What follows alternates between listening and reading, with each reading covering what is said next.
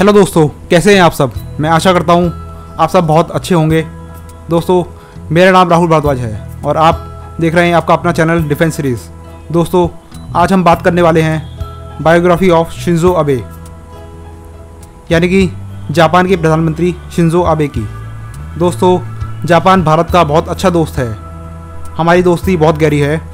2014 से हमारी दोस्ती और भी गहरी हुई है। जापान ने हमारी बहुत हेल्प करी है। उसने हमें बुलेट ट्रेन में लोन दिया, हमें मैन्युफैक्चरिंग में बहुत हेल्प करी। शिंजो अबे जापान के 57वें पीएम थे और 2012 में लिबरल डेमोक्रेटिक पार्टी यानी कि एलडीपी के अध्यक्ष के रूप में भी सेवा कर चुके हैं। इससे पूर्व में आने वाले 2006 से 2007 तक वे जापान के प्रधानमंत्री रह चुके हैं। इस वीडियो में हम जापान के बारे में भी बात करेंगे। इसमें हम आर्टिकल 9 के बारे में भी बात करेंगे। दोस्तों, संयुक्त राष्ट्र ने जापान को दुनिया का रोल मॉडल बताया है, जबकि उनके अपने पास खुद का कोई रिसोर्सेज नहीं है। दोस्तों, उनके पास ना ही रिसोर्सेज हैं, ना ही मिनरल्स है और ना ही अरेबल लैंड। लेकिन अगर हम इनके करेंसी की बात करें तो डॉलर पाउंड के बाद येन को सबसे ताकतवर करेंसी माना गया है। दोस्तों, जापान एक आर्चिपेलागो है, यानी कि चेन ऑफ आइलैंड्स। इनके पास केवल 10% एग्रीकल्चर लैंड है, कोई नदी नहीं है, बहुत सारे वॉल्केनोज हैं। दोस्तों, जापान में 4 आइलैंड्स मेन है, यानी कि होकाइडो, होन्शु, क्यूशु और शोकिकु। जापान की 10% वॉल्केनोज एक्टिव हैं। यहाँ अर्थक्वेक बहुत आम बात है। यहाँ 70% माउंटेन्स हैं, जिनमें माउंट फुजियामा मेन है। लेकिन फिर भी जापान इतना डेवलप क्यों है? दुनिया भर की इन्वेस्टमेंट जापान में होती है। पूरी दुनिया को जापान लोन देता है। इनफैक्ट इंडिया और जापान का ट्रेड भी कम से कम $17 बिलियन है। यहाँ के लोग बहुत हार्ड वर्किंग होते हैं। जापान ने अपने ह्यूमन रिसोर्सेज को बहुत अच्छे से यूज़ किया है। जापान में कोई कास्ट सिस्टम नहीं है इंडिया की तरह। जापान एक कॉन्स्टिट्यूशनल मोनार्की है, यानी कि प्रधानमंत्री की पावर राजा से ज़्यादा है। जापान में होमोजेनिटी है, यहाँ बुद्धिज्म फॉलो होता है। जापान एक क्लोज इकोनॉमी था। 1868 में मेजी रेस्टोरेशन शुरू हुआ। अमेरिका ने जापान को प्रेस किया जब जापान ने अपनी इकोनॉमी ओपन करी। सेकेंड वर्ल्ड वॉर में राजा ने जापान की हालत बहुत ख़राब कर दी थी।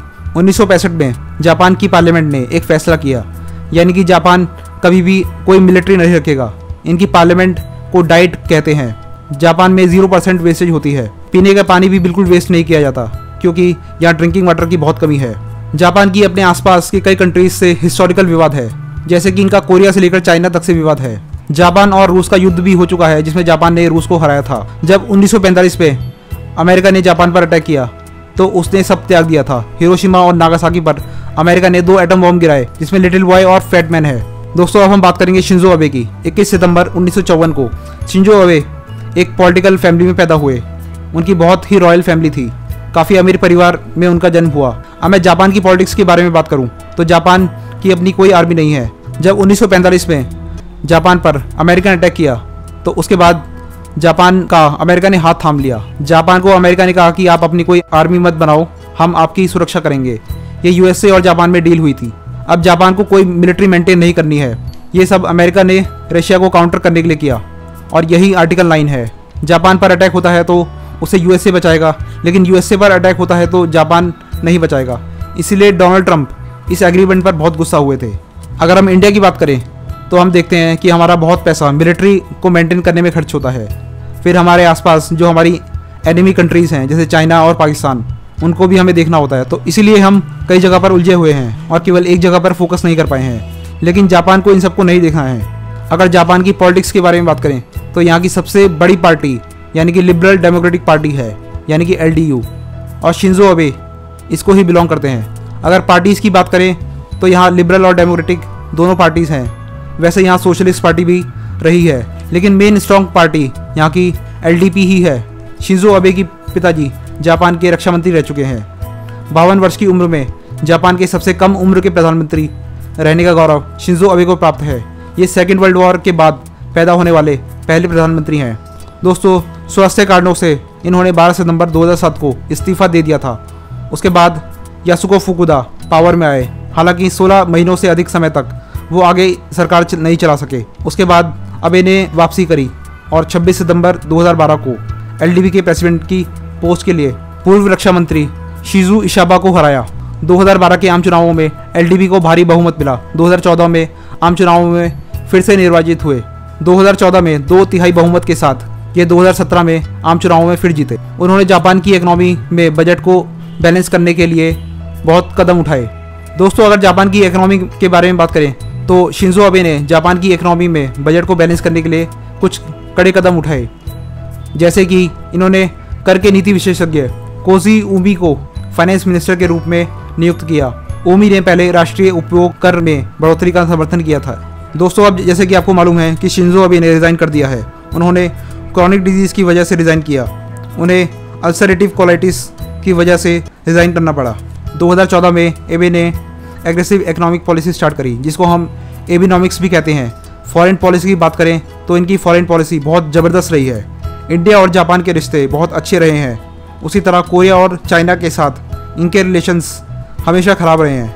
कोरिया में जैसा कि आप जानते हैं कॉम्फर्ट वुमेन का केस था, जहाँ पर जापानीज़ वुमेन को सेकेंड वर्ल्ड वॉर के टाइम पे जापानी सैनिक उठाकर ले आते थे और बड़े बड़े ब्रोथल्स में जापान के लीडर्स अयाशी का अड्डा बना रखा था। शिंजो अबे ने इस पर माफ़ी भी मांगी थी।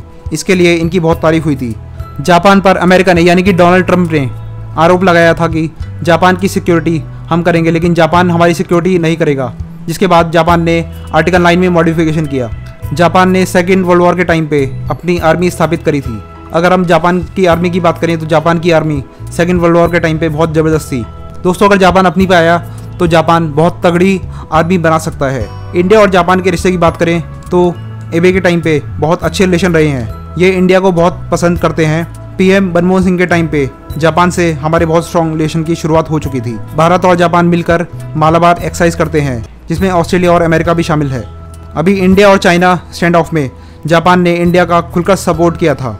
दोस्तों, शिंजो अबे ने क्वाड यानी कि इंडिया, ऑस्ट्रेलिया, जापान और यूएसए को रिवाइव किया है।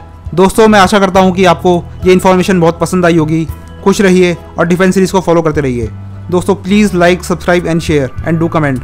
मैं आपका दोस्त राहुल भारद्वाज आपसे विदा लेता हूँ। धन्यवाद। जय हिंद, जय भारत।